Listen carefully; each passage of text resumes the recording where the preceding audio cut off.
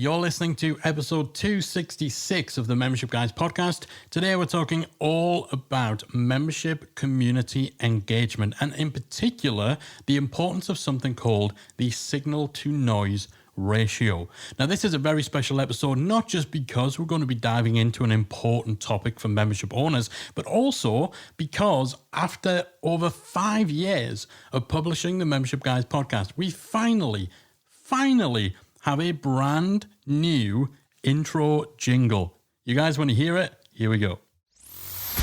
You're listening to the Membership Guys podcast, bringing you proven, practical tips and advice from the leading experts on growing a successful membership business each and every week.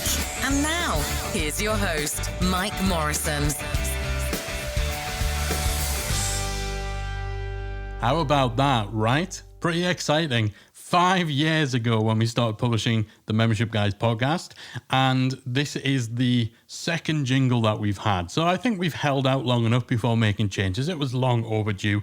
Hope you guys like it. All right, we're going to dive into today's episode all about the signal to noise ratio when it comes to membership community and why that's important in terms of assessing levels of engagement.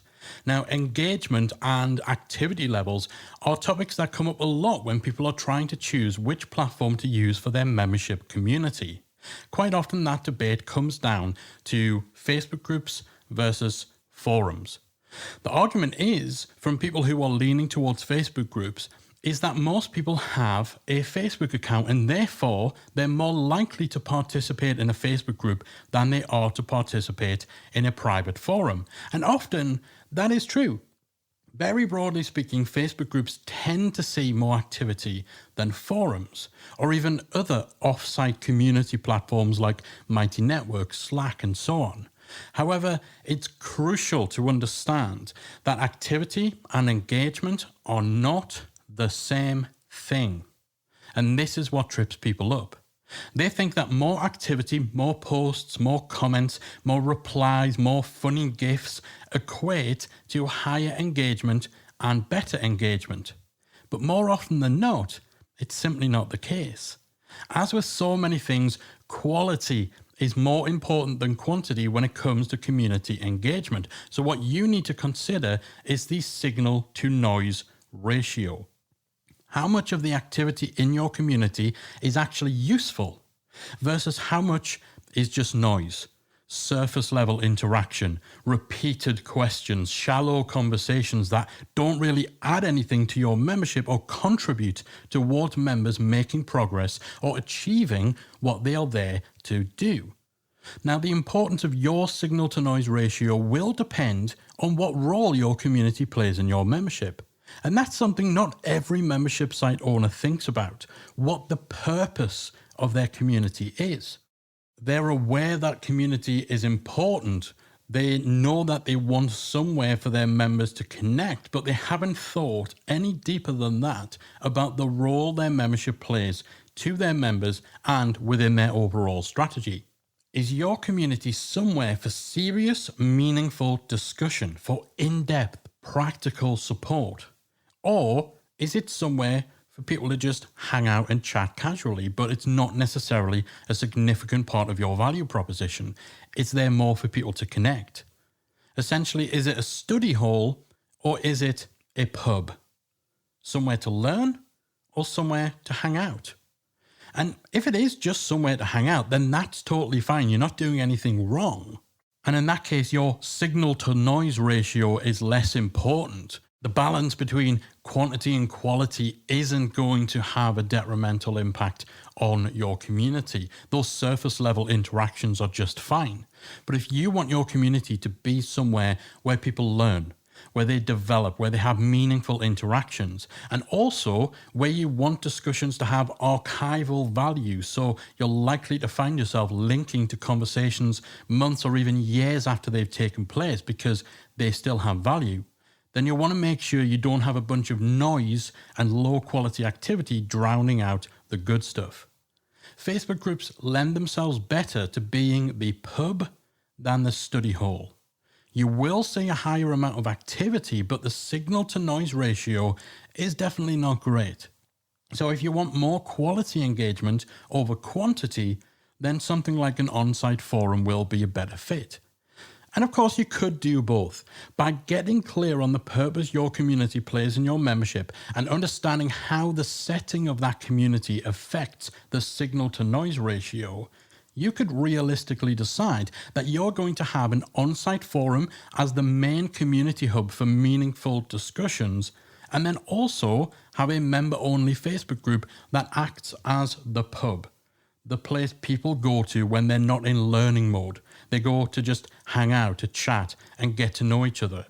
That's actually something we're currently experimenting with right now inside Membership Academy. Now, that may shock those of you who followed us for a while and who know my viewpoint on using Facebook groups for memberships, but we believe it's always worth challenging your own biases. So we've been trialing the idea of running an Academy members social club that's inside a Facebook group.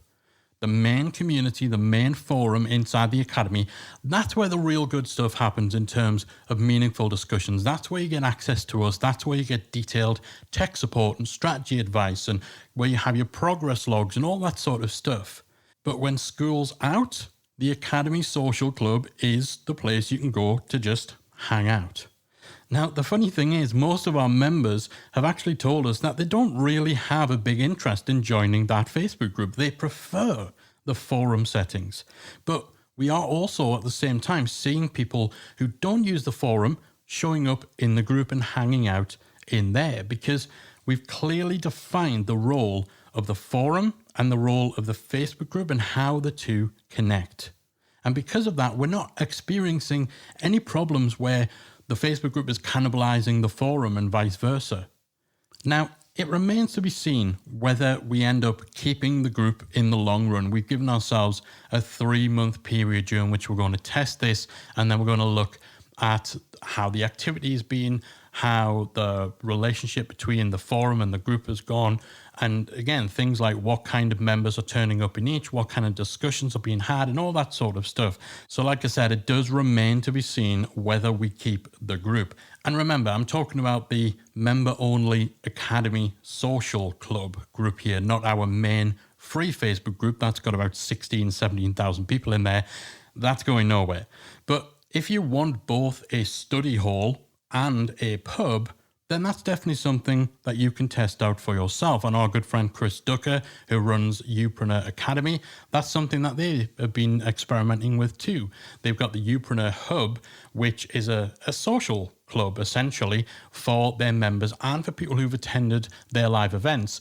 And then they have the private forum for the more meaningful discussions, for progress logs and all that sort of stuff.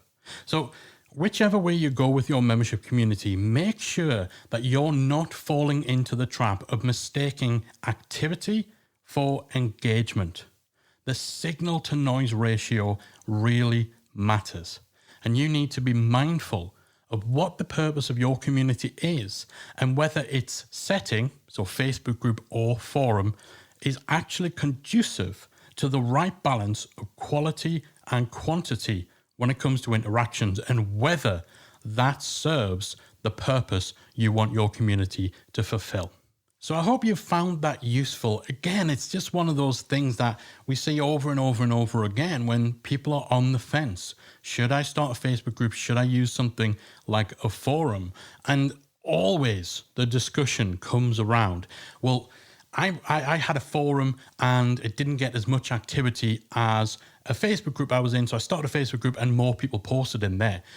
But that's not going deep enough into the type of interactions and whether they're actually aligned with the function that your community is supposed to play in your membership. And as I said, it's okay if you just want the community side of things to just be for casual hangouts, for chit chat, for connections, for people to just get to know each other. And you don't want deeper interactions. You don't need deeper interactions.